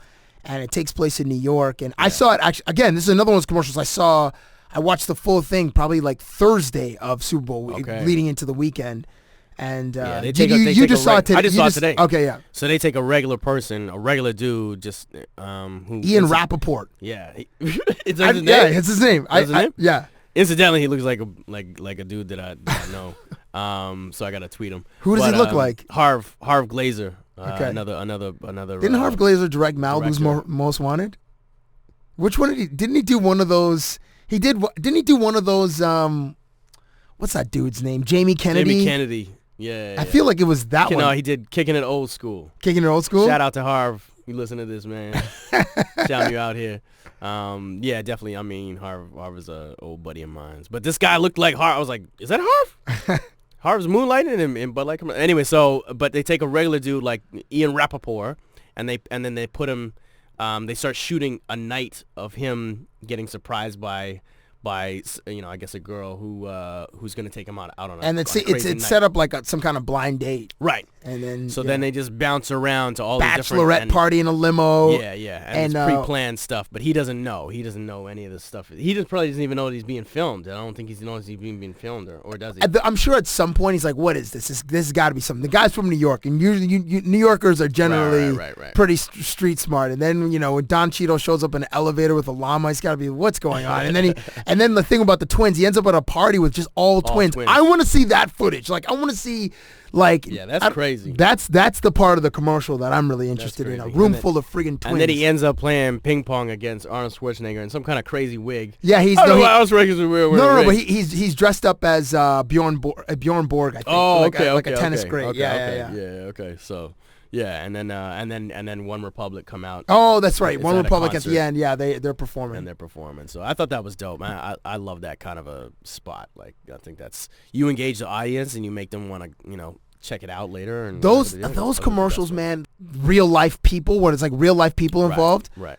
It takes me to that WestJet commercial where WestJet... Amazing campaign. Campaign. So the flight goes from Hamilton, Toronto to Calgary, and people had told Santa what they wanted for Christmas, and WestJet, and they went and they bought all these gifts. So when the people arrived in Calgary, all these gifts came out on the luggage carousel addressed to them. Like that's where commercials are going now.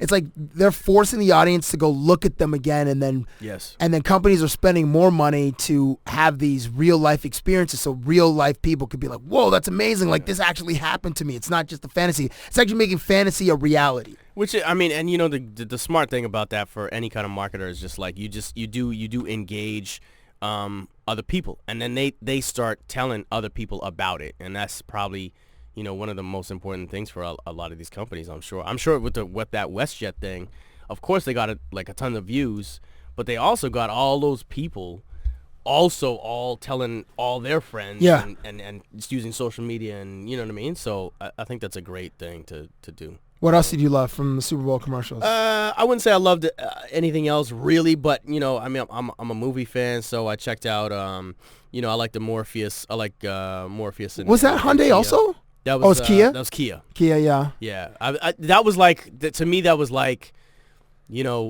sometimes you see these Super Bowl commercials, and they didn't spend anything on the production, and I'm a production guy, so I look for that. But when I see something like these guys, like, they made that for the Super Bowl. Like Morpheus in a car, and the car is driving through the city, and the city's like exploding, and cars are flying up in the air. Like, yeah, at night too. Yeah, this is crazy. And then they had Jaguar did a villains commercial, which again, Ben Kingsley was in that one. Ben Kingsley and wasn't the guy from Thor in one of those? Yeah, Tom Middleton. Yeah.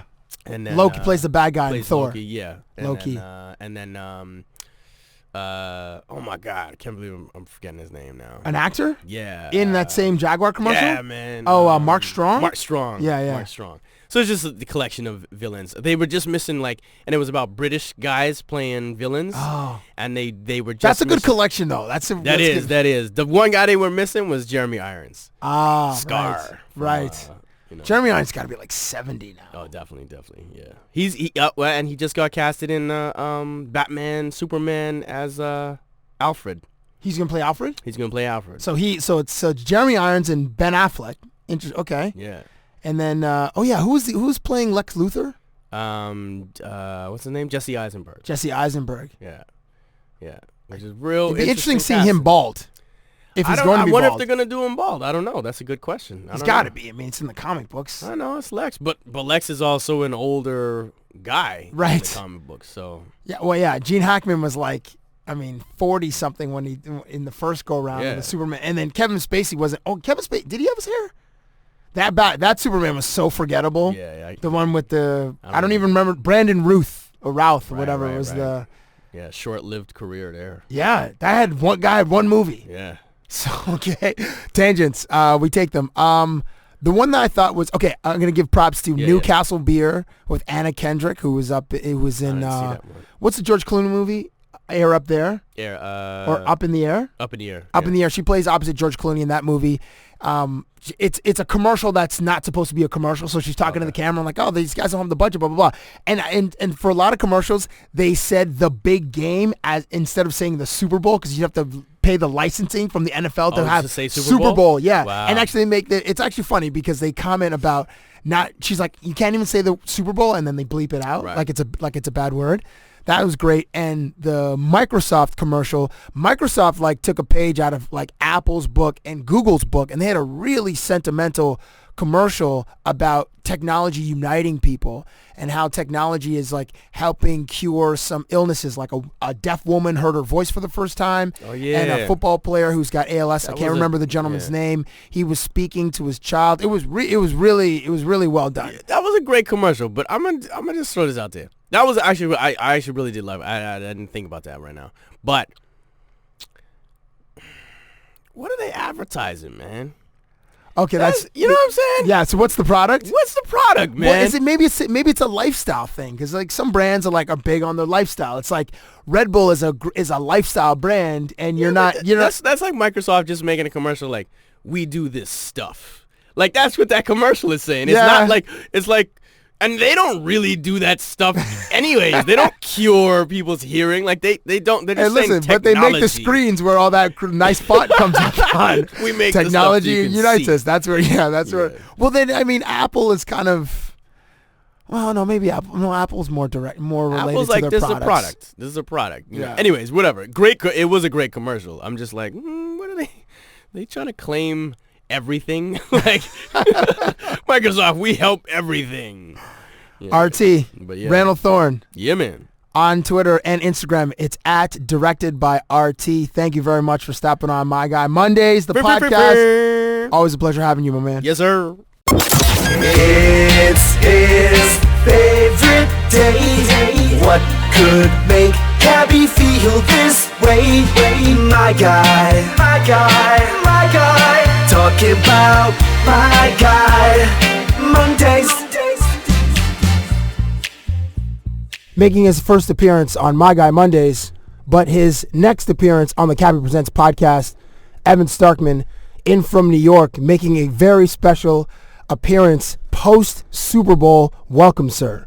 Thank you. This is My Guy Monday. I'm an avid fan, a listener, Thank you, man. a downloader. Thank you. I'm happy to be here. On Twitter, it's the Evan Starkman. Instagram, the same thing? Yeah. It's Evan Starkman.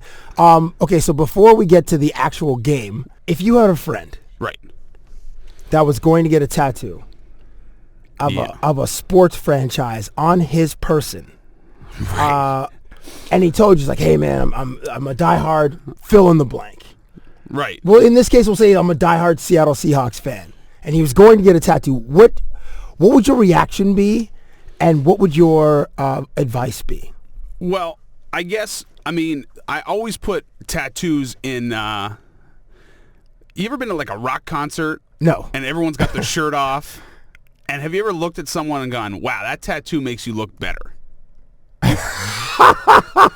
Like you've never felt that a tattoo on someone's person makes them look better. That's actually a very good observation. So I just put it in that context. Like, yeah, you're a fan, you're going to get this thing, and it's frankly pretty stupid. Okay, so there's a guy named Tim Connors, a Seattle Seahawks fan, who got the team's logo and got XLV111 champs, or I should say, champs tattooed on his forearm in the summer before the season started. Wow.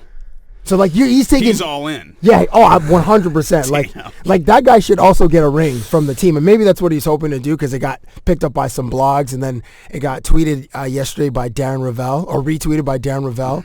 So like that is probably one of the boldest, maybe the boldest prediction any person could do. Yeah, I mean, I don't know. I mean, people with tattoos get pretty buck. They it's crazy. They get pretty what? Buck with it. Like pretty buck. They just like constantly get tattoos. Okay, so would you have encouraged this dude, or would you have encouraged him to get it, or in hopes that you can mercilessly make fun of him later, or would you be like, listen, tattoos never make anybody look better, so let's think about this not twice. Let's think about this like 22 times. I guess I'm impressed. I think that we underrate, we're both sports fans, but I think that we underrate how big fans can be. That's true. And so it's like one thing to say like, oh, I root for the Leafs or I root for the Seahawks, and I care to some degree, but some people really care. You know? I mean, did you see the 30 for 30 about Alabama and And, no, I Auburn, Alabama rivalry. No. And some guy, like, I guess, in Auburn they have some trees that they put toilet paper on when they win, and the tree is, sort of symbolic and sacred to the university, and literally this guy poisoned the tree. Oh, wait, yeah, it was like an old tree. It was like a staple of the campus or whatever. Like the tree died. You try and talk to him, like they're interviewing him, like, you don't see that that's kind of crazy behavior? Yeah. And he's like, no, like I love Alabama and I hate that tree, and and you're just like, man, we underrate fans. You're right. There's fanaticism that goes to a deeper level that we that I've never gotten to as a fan of sports. Like, I don't bleed my team's colors, even though like I'm a card carrying member of Team Kobe Bryant. I don't bleed Mamba juice out of my veins. I'm sure people have Kobe Bryant tattoos. I'm sure they have. Yeah, I think I've seen some. There was a guy, it was floating around yesterday, a guy who had conversely a Denver Broncos tattoo on his back shoulder with the same, Super Bowl champs, Super Bowl 48 champs, and the Roman numerals. You can't take it back. No, you can't. And like the word champs was in sort of like a script, so you can't even change like the A to like a U, like chumps. Which is what that guy is, 100% a chump. A chump. Yeah. Did you see, so after the game, Super Bowl MVP Malcolm Smith. He's on the podium. He's on a press conference, and he's pumped up. Extolling the virtues of his team defense. He's like, I represent the defense. It's really, he's actually saying shouldn't be awarded to me. It should be awarded to the entire defense. And then a dude came up, like a fan or like a person who was accredited member of either the media or whatever. Right. Came up on. Have you seen this? No. Came up onto the stage. Got a balding. He was like in his late 20s, early 30s, wearing a plaid shirt. And he grabs the mic and he says, investigate 9/11. 9/11 was perpetrated by our own government. And they quickly ushered off the stage. What happens? Okay, 2 questions. A, is that guy still alive? B, if he is still alive, what has happened to him in the last 12 hours?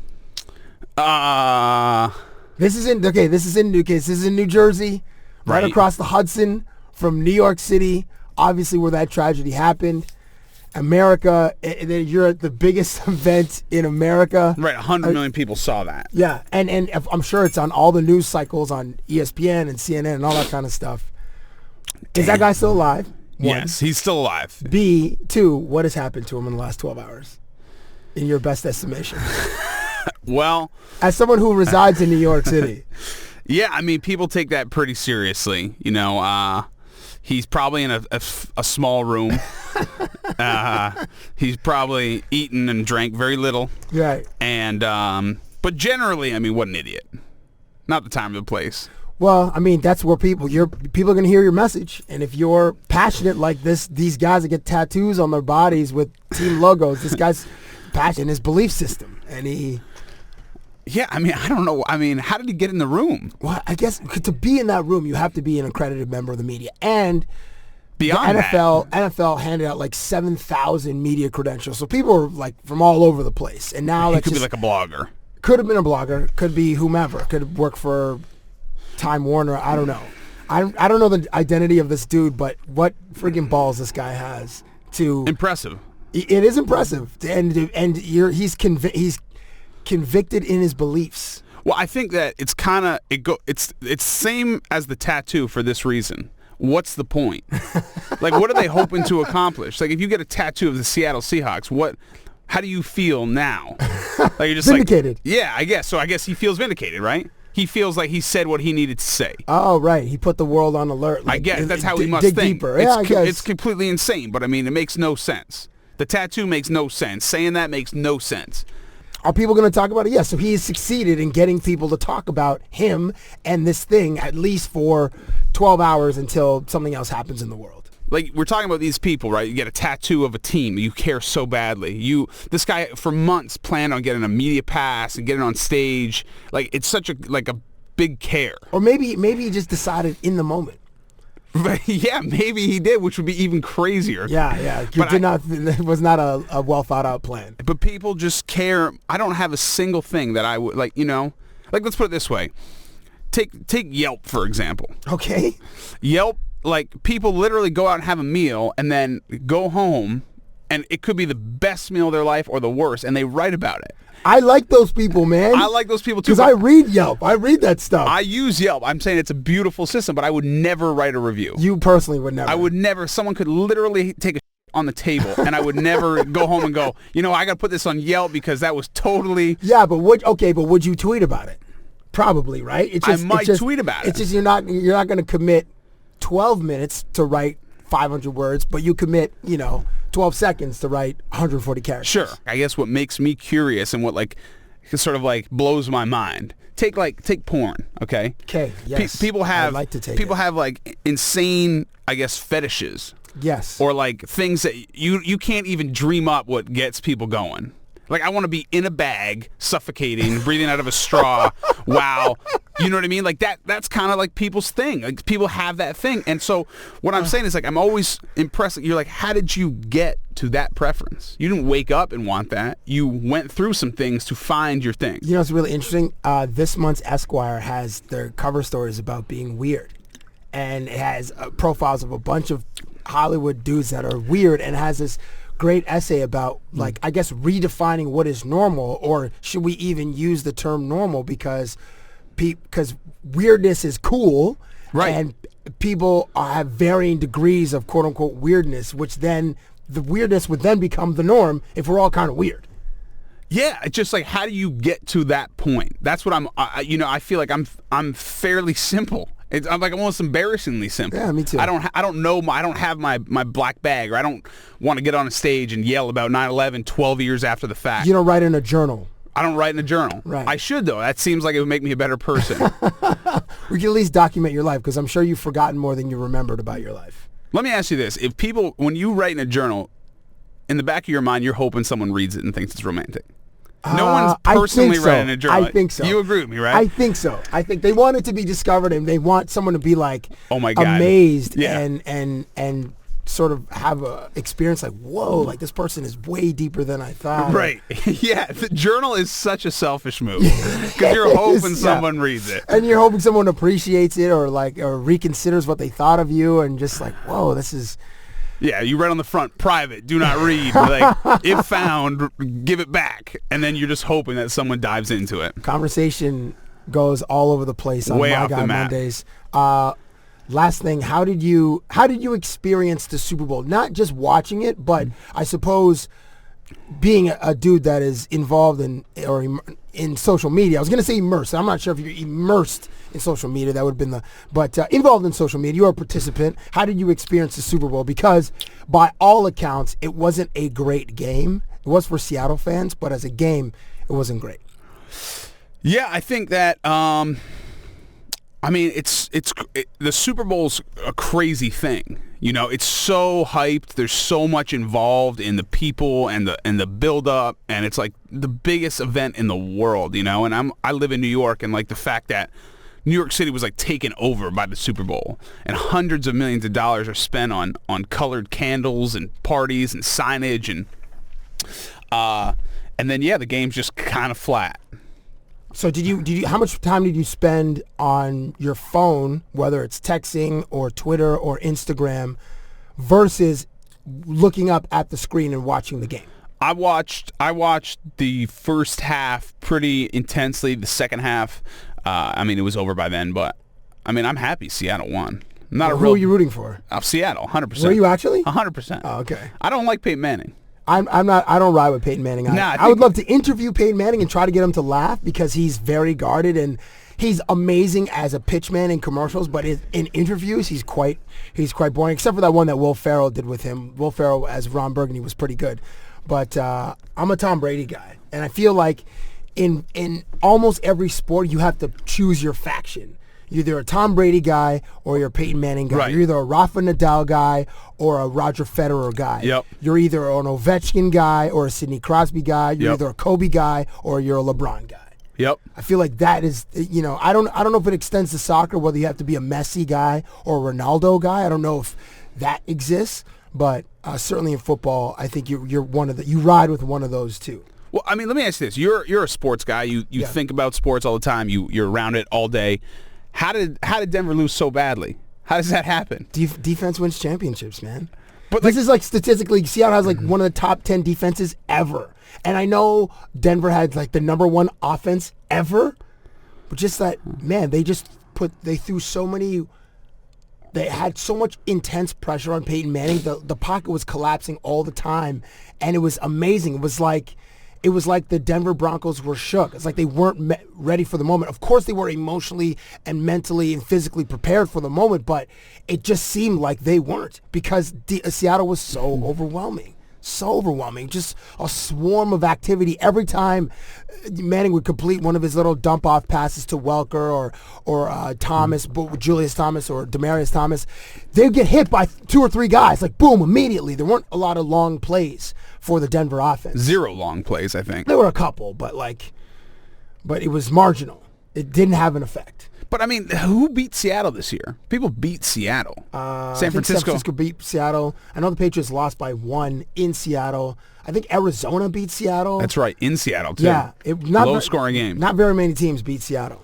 And they just hammer the Broncos.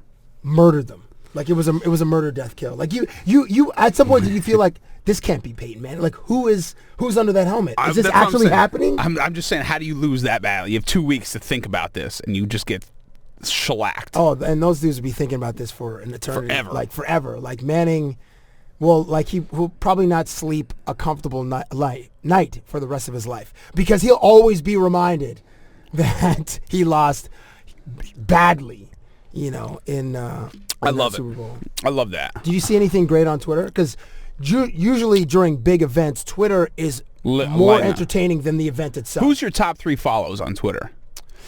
Great question. That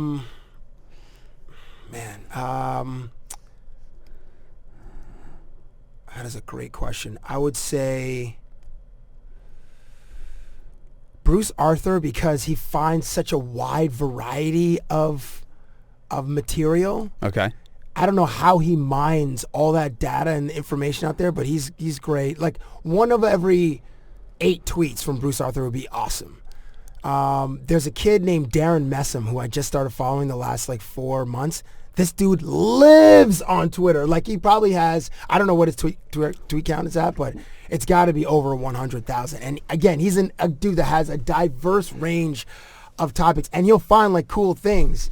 And then I'd say either For the Win, which is a blog from USA Today, tied with Adweek. Those are my top follows because I love commercials and I just love videos. I'm a dude that women love pictures, dudes love videos. I'm convinced. Who are your top 3 follows? The Fat Jewish. Oh, okay, yeah. He's real funny. The Fat Jew. The Fat Jew. Yeah, he's great. What's that dude with the big burly guy big with hair, with the beard? He's really funny. His Instagram's lights out. Yeah, funny. He's really. He does stuff on I think the Crosby Press. He does a lot of interviews with hip hop dudes. I've seen some J. Cole, and he's very funny. He's very funny. Rob Delaney, but he's a little. Rob Delaney. Well, he's internet famous. He's internet. I don't famous. even know what that guy looks like in real life. Do you? Yeah, he's got a mustache. Oh, he does? Yeah. Does he look anything like his avatar? Or is that just some guy on the beach? I don't know. Isn't it crazy that there's people that are internet famous, and there's so many girls that are Instagram famous. I love that. I follow so many girls that are so talented and so. No, they're not. They just take great photos. Yeah, they squat. You squat. You know, dude. What is it? Jen Stelger? Yeah. I met her. Not Jen Sturger. Jen Selter. Selter. Yeah, the ass chick. You met her? Yeah. And? Great ass. So this girl has 1 or 2 million followers on Twitter or on Instagram. She just works. She probably works out 8 times a week. And that's all she does. She just works out. And she has a dynamite shape. Her backside is a 14 out of 10. You know what's crazy is that. And she's 20 or 21. You know what's really interesting about the world? So it's obviously I've been working in sort of advertising and marketing for a few years, and we work with PR agencies that we did a campaign. We did a campaign for Old Navy through their PR agency, and they insisted on using people who are internet famous. and paying them like real money. Oh wow! They're like they're considered influencers, and these are people I've never heard of. Wow. You know, and that's actually kind of a smart move because they obviously have a lot of influence in the social space, the social conversation. But let me put it in perspective. We'll shed a little light on this influencer. So, like for example, we had to do a commercial. We used Nick Cannon. Okay.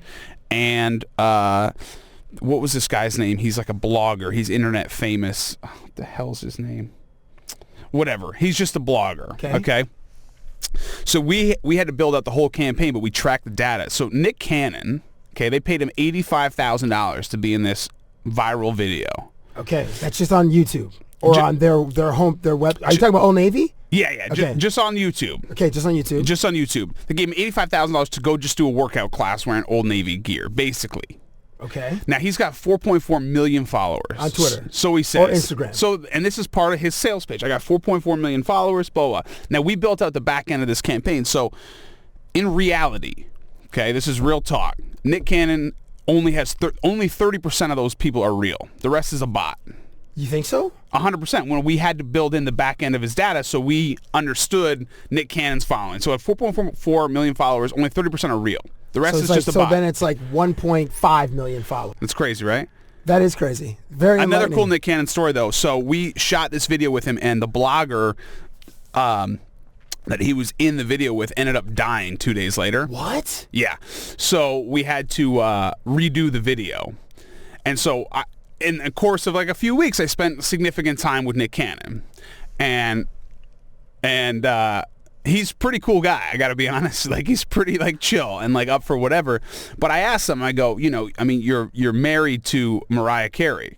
How is that? Like, I mean, who's wearing the pants in that relationship? Well, but you already know the answer. You just want him to say it. You know the answer. But his answer was priceless because he goes, our estimated worth is about $511 million. He goes, I'm worth about 4. He goes, who do you think's wearing the pants? And I'm like, that's awesome. That's really funny. It is funny. So, did you ask him if he signed a prenup? I feel like Mariah would make him sign a prenup.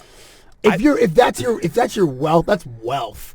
She's not just rich. Do you think Mariah Carey's overrated? In what way? Like people like Eminem would be like Mariah Carey's like Mariah Carey's like a hot icon. Yeah, she's an icon. She's an icon, but I'm saying that. Like, do you think Mariah Carey's like as an artist, like her talent, her music, or as like a hot woman, an attractive woman? Yeah. Do you think she's overrated as a hot woman? I think Mariah's peak was like 91 to like 97. Like the Honey video, she was pretty legit, but then she dropped off a little bit. Yeah, I don't know. I mean, Beyonce I would never say it. no to her. Yeah, never say no. You but can't. I'm like, she's not on my radar. Even in my top 50 or top 100, she might crack my top 100. But that's just me. I'm just one man. I'm just one sober rhino right now. Right. Yeah. How about you? Yeah, I think she's a little overrated. You know. Did you ever get to meet her? No, I never got to meet her. Just Nick Cannon. Just Nick Cannon. Good dude. I wanted to share a couple of tweets I thought were great from last night. Okay. And I do want to get to your experience with Katy Perry. Speaking about icons and pop music. I would love to speak about Katy Perry. Okay, so there's my dude, one of my friends, Sheldon Alexander. I think you met him at our summer party. He had a great tweet. As the game was out of hand, I think it was like 43-8 at this point. Maybe it was 36-8 at this point. He's like, I'm about to start texting girls that I know are bored at Super Bowl parties, which I thought was pretty funny. That one had me. A guy named Rob D. Conway, I don't even know how I landed on this guy's tweet. It was probably retweeted by someone, wrote, Bruno Mars has been on the field longer than Peyton and has just as many points, which is a great line. And then somebody started an account last night called Has Denver Scored? And its first tweet was no. 50,000 retweets. I love that. That one had me. I saw that and I laughed out loud. A good hearty 6-second chuckle. Has Denver scored? No. And then the next tweet was darn it. When they did the next tweet should have been yes. But it was darn it. And I don't know if that account, I don't know what's gonna happen to that account, but it was funny for the moment, just like remember Angelina Jolie's leg? One of the award shows, she came in. Right.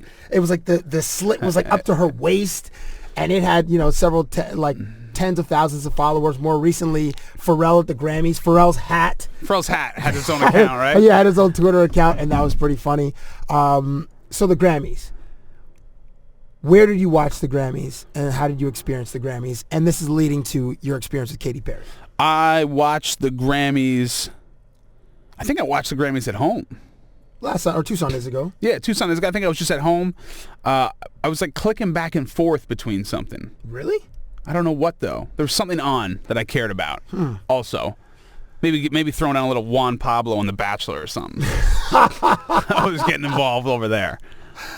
Now, Katy Perry, you and your company, you guys did I don't know, it was like a year ago, you were sitting we were hanging out on my crib, and you were talking about some of these projects you had coming up, and you told me about this popchips idea that you guys pitched for Katy Perry, right? And they bought it. They went with it. Yeah. So what was it? So we negotiated a deal where Katy Perry is now an equity holder in popchips. And she has a flavor called kettle corn, Katy Perry's kettle corn. Okay. And now there's actually gonna be several more popcorn inspired flavors of pop chips. Flavors of pop chips. Because of Katy Perry. Because of Katy Perry, and they paid her a lot of money. So, anyways, to launch the flavor, we did a series of events and videos. But yes, I got to hang out with Katy a couple times. How big's her like entourage, her crew? Well, a little fun fact about Katy Perry. So one of the things we did with her was just like a launch event, like a party. Okay, colored lights and fucking free drinks, basically. Okay. So Katy had to show up there, and there's a series of like rules about Katy, but her glam squad, right, the people who put makeup on her, yeah, and do her nails or whatever, we are $74,000 a day. That's her glamour squad. Are you kidding? That's the rate. That's the rate just to get her there and looking approachable. So whoa, right? Almost 100 G's for her makeup team, and it's just her friends. Just be like, if I somehow got to be that famous, I'd be like, no, Cabbie does my nails. Like he needs $6,000 a day. Like he just needs to be there. So that I thought that was really interesting. I mean, you have experience with famous people or people that are, I guess rich, and one thing that I always wonder is that, like, when I met Katy, she was actually pretty cool and like very friendly and approachable, but her, like, everything around her is very difficult. So I always wonder, like, when you're a mega celebrity, do you have any concept of how big of, like, assholes people are being around you? Yeah, I don't know. Like protection.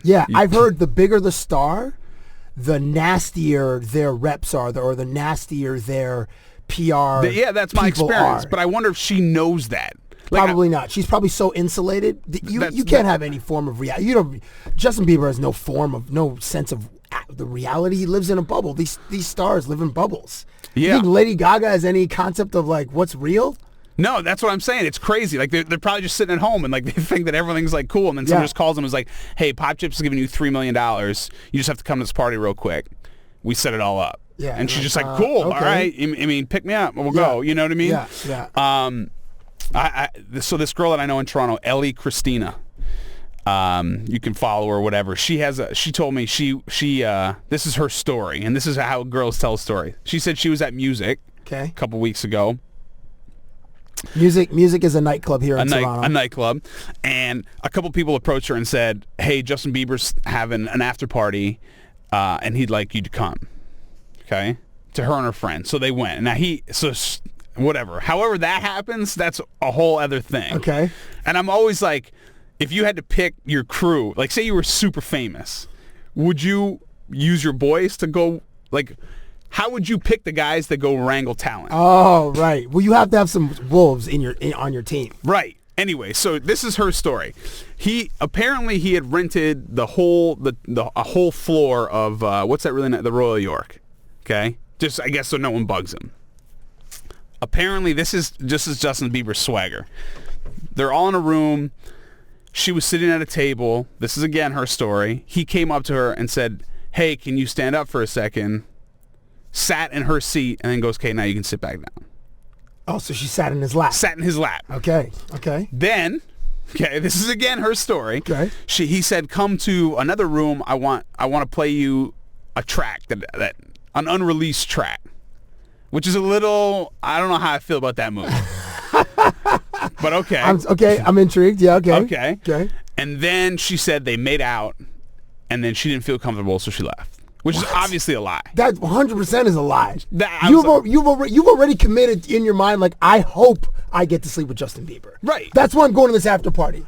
It's not for your girls. It's for you to try to get with Justin Bieber, who's the biggest pop star on the planet right now. Aren't you impressed? Like, I know Bieber's in all this trouble now. It's impressive. Like, how angry do you think his team is, the people around him? Because they're going, we had such a good thing. Oh, they're not angry. They're still getting paid. Yeah, but they're still drinking out of the royal. Everyone's still cup. getting paid, but like Justin Bieber could have been a spokesman for any brand. That's what made him so appealable. He could have been Coke. He could have been McDonald's. He could have been. Yeah. He was a young boy that everyone loved. Yeah. Now he's like a fake gangster. Like his value has gone down. He's what's that Jamie Kennedy movie? He's Malibu's most wanted. He's Malibu's most wanted. Exactly. He's getting deported. Like, isn't that Obama has to talk about this? That's insane. But his crash is. I don't know if it started or if we're in the middle of his crash. But whenever it happens, it's going to be meteoric. And I feel bad for the dude because the world will build you up. And they can't wait to tear you down. Right. And granted, some of it is his own doing. However, it's impossible to remain humble, 19 years old, and have $100 million. Liquid. Yeah. Liquid, like accessible in your checking account. You just got to throw your RBC card in the machine. Right. And you can only pull out $5,000 at a time. But how you can order cash to be delivered to you anywhere in the world. Right. Anyways, back to Katy Perry. So what was the event that you guys did? You guys did a party. We launched her flavor, and she showed up and she was pleasant. We paid her glamour squad, $63,000 or $74,000. I read about them, and sorry to cut you off. In this month's GQ, Amy Wallace, who's a great writer, did a profile on Katy Perry and describes her glam squad. A lot of people. There's a lot of people. And even Katy Perry says it takes a village to make this happen, or whatever the line is. She's got like 4 managers, all of them. It's so much. It's like wow. It's so controlled. It's like it's a machine. Yeah. You know what I mean? It's a whole business. Like these people are enterprises, and people protect them. Her back, like, so obviously part of this launch event was recording or filming it, I guess, or making a sizzle of the fact that Katy was there. Very specific rules about how she can be filmed. She can't be filmed from behind because she has some moles on her back that she I guess doesn't like. Yeah. Wow. Okay. She's a little milky, I would say. So, like, does that mean pasty? Yeah, like a little pasty. Okay. Like a little, like if she was at a club and wasn't Katy Perry, you'd be like, oh, that chick's cute. You'd be like, yeah, that chick's cute. Yeah. That's a big lady.